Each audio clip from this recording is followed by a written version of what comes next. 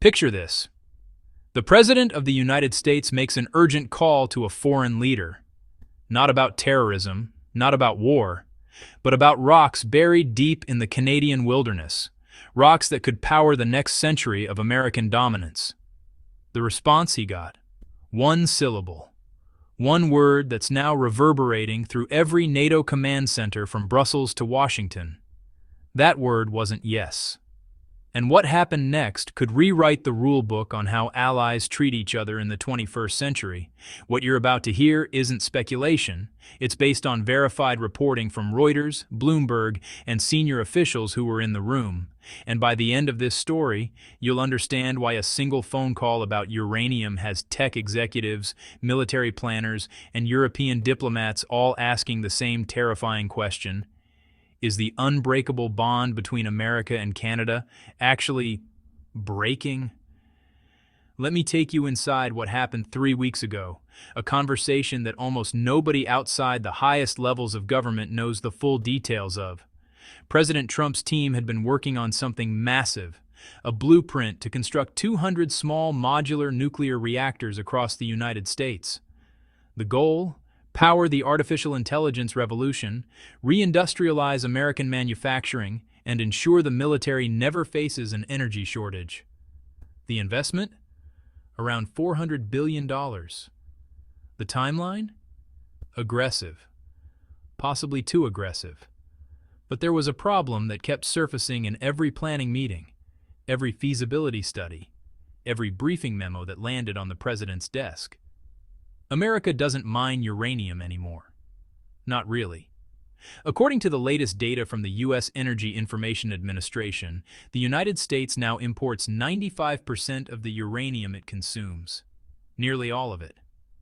We've become almost entirely dependent on foreign suppliers for the fuel that powers our nuclear fleet. So Trump did what any president might do when facing a resource crunch.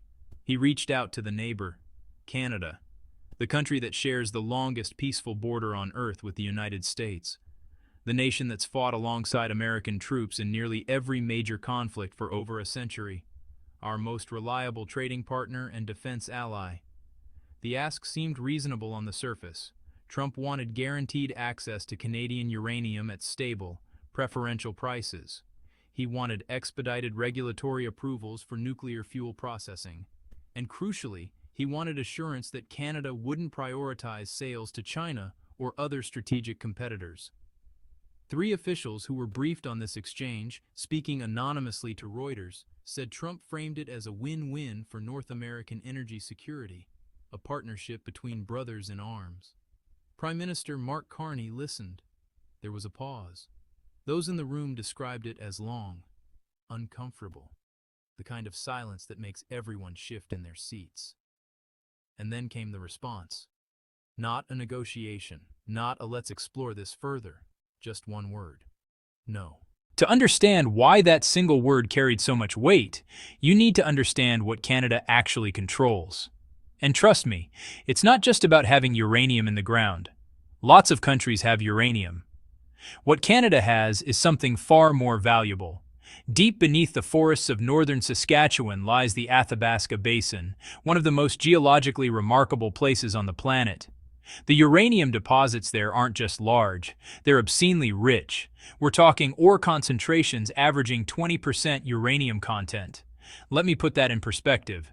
The global average for uranium ore is between 0.1 and 0.3%. That means Canadian uranium is roughly 70 to 200 times more concentrated than what you'd find almost anywhere else on Earth. What does that mean in practical terms? It means Canadian uranium is cheaper to extract. It requires less processing. It generates less waste. For anyone building nuclear reactors, Canadian uranium is the premium product. It's like comparing crude oil from Saudi Arabia to tar sands. Technically the same element, but worlds apart in quality and economics. Cameco Corporation, headquartered in Saskatchewan, is the largest publicly traded uranium producer on the planet. They pull approximately 30 million pounds of uranium out of the ground every year. And right now, according to the World Nuclear Association, Canada supplies about 13% of the world's uranium. That might not sound overwhelming until you realize who else is on that list. Kazakhstan, currently the world's largest producer at 25% of global supply, operates firmly within Russia's geopolitical orbit. After everything that's happened in Ukraine, relying on Kazakhstan means indirectly relying on Moscow. That's a non-starter for Washington. Russia itself provides 14% and is under heavy sanctions. Australia has 11%, but production capacity is maxed out and expanding takes years. Which brings us back to Canada, the only large-scale, politically stable allied producer that can actually deliver what America needs. And Mark Carney knows it. So why did Canada's Prime Minister shut the door so definitively? Because this wasn't really about uranium. It was about respect, or rather, the lack of it. Let's rewind just a few weeks.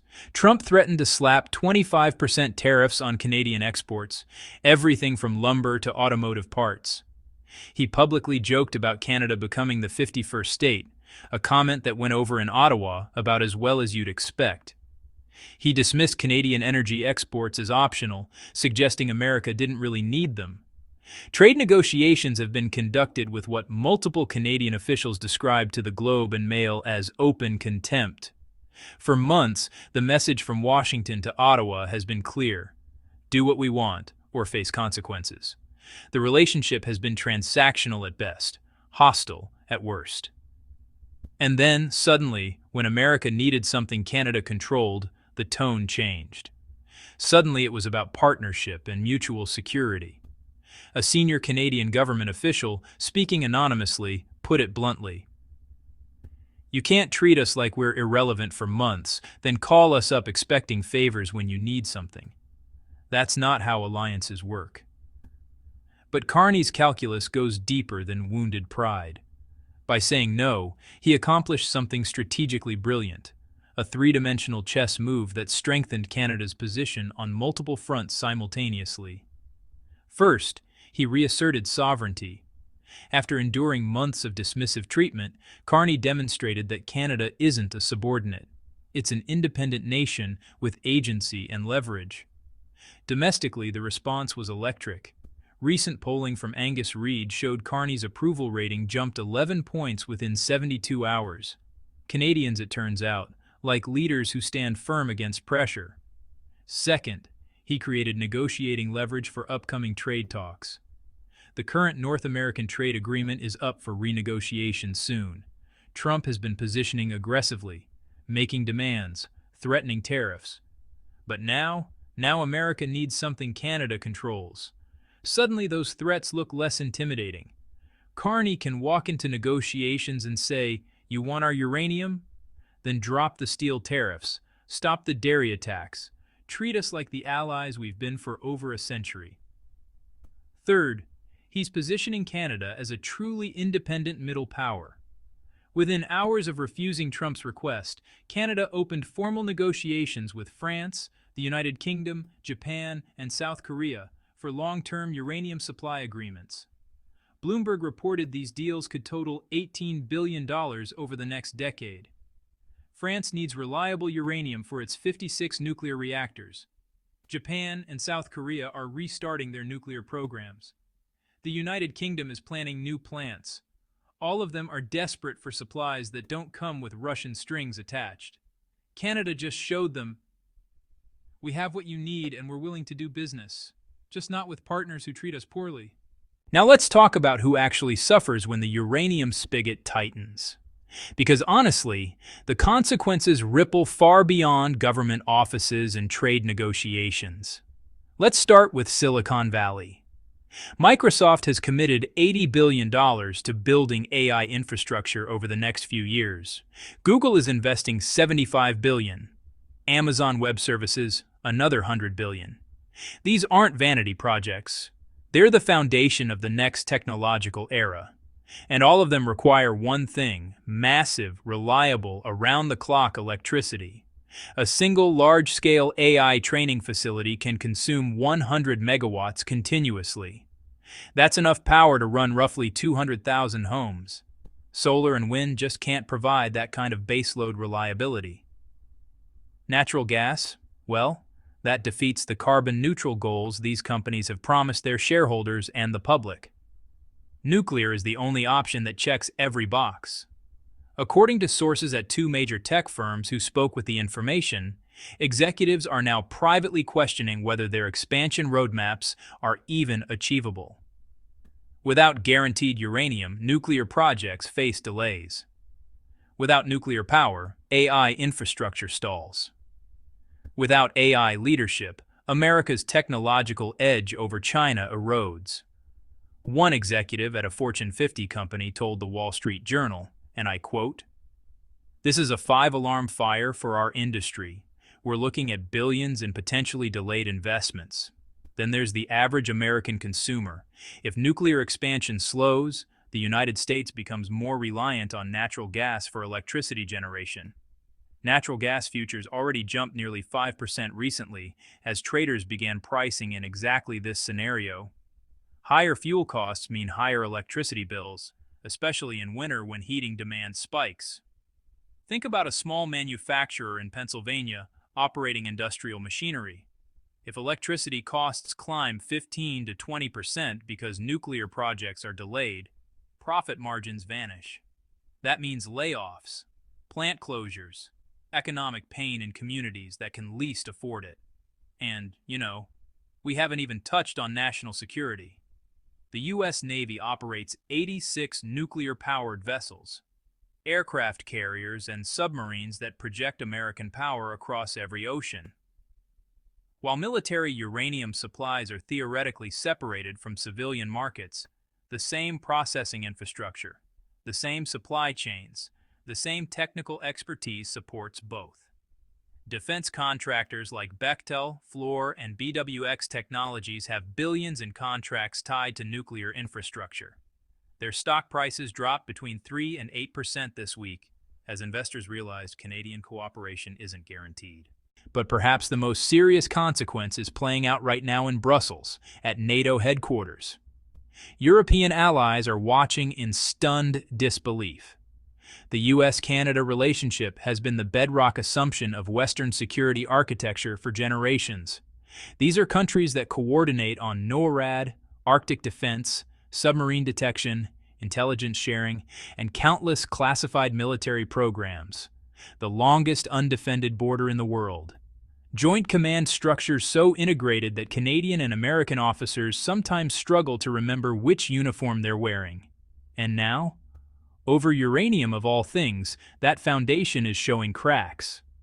A senior European diplomat told Politico Europe, and I quote, "If America and Canada can't agree on resource sales, how can we trust coordination on Article 5 commitments? This is unprecedented dysfunction between the closest allies in the alliance. France, with characteristic opportunism, is already capitalizing." President Macron's office announced that France and Canada will sign a strategic partnership on civil nuclear cooperation when Carney visits Paris next month. France gets reliable uranium for its reactor fleet. Canada gets a premium buyer and deeper European ties. America gets sidelined. Michael Schellenberger, the nuclear energy advocate and founder of Environmental Progress, issued a stark warning. If the U.S. can't secure uranium partnerships with Canada, our closest ally, it reveals catastrophic failures in American diplomacy, and China will be thrilled to step in as Canada's alternative buyer. The Eurasia Group's latest risk assessment stated bluntly, U.S.-Canada relations represent the most underestimated geopolitical risk currently facing markets. Investors are not pricing in the possibility of a genuine rupture between these allied economies. So where does this go from here? Because honestly, the next few months could set the tone for decades of North American relations. Publicly, Trump's team is downplaying everything. They're calling it ongoing discussions, suggesting this is all normal diplomatic back and forth. But privately, officials admit they're shocked. They genuinely believed Canada would comply because that's what allies do. They fundamentally miscalculated how much damage had been done to the relationship. Republican senators from states with nuclear facilities, South Carolina, Tennessee, Georgia, are demanding answers about fuel security.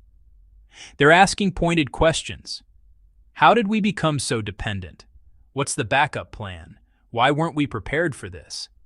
Meanwhile, in Canada, Carney is being hailed as a strategic mastermind. He turned American weakness into Canadian strength in a single conversation. He showed that resources are power and that even a smaller nation can stand firm when it controls something essential. Dr. Pippa Malmgren, former White House advisor and geopolitical economist, called it the most significant geopolitical move by a Canadian prime minister in a generation.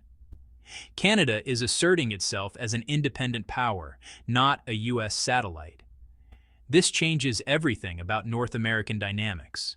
Jonathan Wilkinson, Canada's former Natural Resources Minister, told the CBC, "The Carney government is simply applying the same transactional approach that Trump has used with everyone else.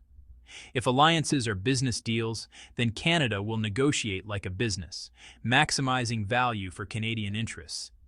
From a legal and regulatory standpoint, the implications are enormous. The U.S. Nuclear Regulatory Commission currently has 47 pending applications for new reactor projects. Without confirmed fuel supplies stretching out 20 years, licensing becomes problematic. Utilities won't break ground on billion-dollar plants without fuel guarantees. Projects could be delayed. Some might be canceled outright." Thomas Isaacs, former Department of Energy official and nuclear policy expert, told Arms Control Today, "The United States allowed domestic uranium production to collapse over decades, assuming allied suppliers would always be available. That assumption is now being tested.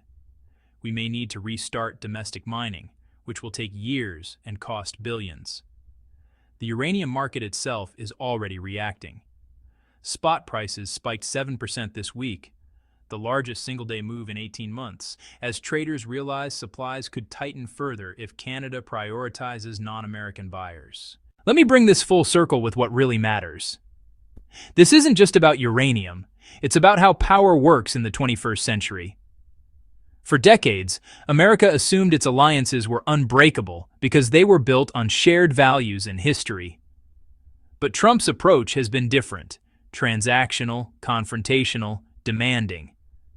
And now we're seeing what happens when that approach meets a partner who controls something America desperately needs. Trump wanted 200 nuclear reactors to power the AI revolution and secure American energy independence. That vision now hangs in the balance because he treated Canada like a subordinate instead of a sovereign partner. Carney's single-word refusal demonstrated that even America's closest ally has limits. Push too hard, take too much for granted, and suddenly you find yourself on the outside looking in while your partner cuts deals with France, Britain, Japan, and Korea. NATO allies are watching this unfold with genuine concern. If the US and Canada, two nations that have stood shoulder to shoulder through world wars, the Cold War, and every major crisis since, can fracture over resources, what does that say about the resilience of the broader alliance? Whoever blinks first in this standoff will define the next generation of North American relations. If Trump offers genuine concessions, removes tariffs, treats Canada as an equal partner in trade talks, then perhaps Canada softens its position and uranium flows again. But if the confrontational approach continues, Canada will deepen its partnerships with Europe and Asia, potentially locking American buyers out of premium supplies for years. One nuclear industry executive captured it perfectly in an interview with Bloomberg. Trump asked for partnership, but has only offered ultimatums. Canada finally called his bluff. Now we'll see if he can actually negotiate, or if this escalates into something far worse. So here's my question for you. Was Carney right to draw this line in the sand and demand better treatment? Or is he gambling too much by confronting America when the stakes are this high? Drop your thoughts in the comments. I genuinely want to hear what you think about this. And if you want to stay ahead of stories like this, the ones that reshape how power works in the world but don't always make headlines, hit that subscribe button.